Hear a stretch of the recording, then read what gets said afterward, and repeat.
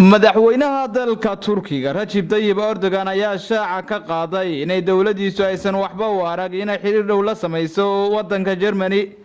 Erdogan waxa uu sheegay in ka Turkihaan ay daneynayaan inay saaxiib dhow ama xiriir dhow ay la sameeyaan midowga Yurub iyo sidoo kale dalka Germany.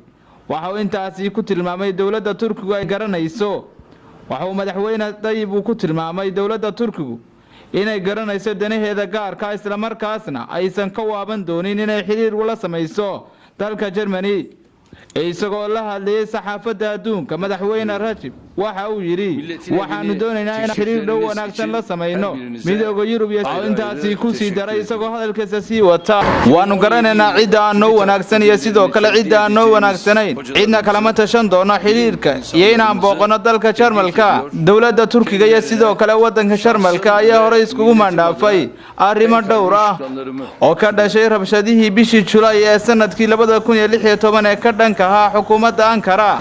sidoo kale Turkiga ayaa midowga Yurub ku eedeeyay inay magansan yihiin ururada argagixisada ay la dagaalamayso xukuumadda Ankara iyo sidoo kale taageeraha Jarmalka ee mucaaradka kaasoo ka soo horjeestay dawladda Turkiga iyo diidmada aftida muranka ka taagan tahay ee Turki ee bishii Abriil. madaxweyne Recep Tayyip Erdogan ayaa siiyay awood xooggan iyo qodobo kale oo adag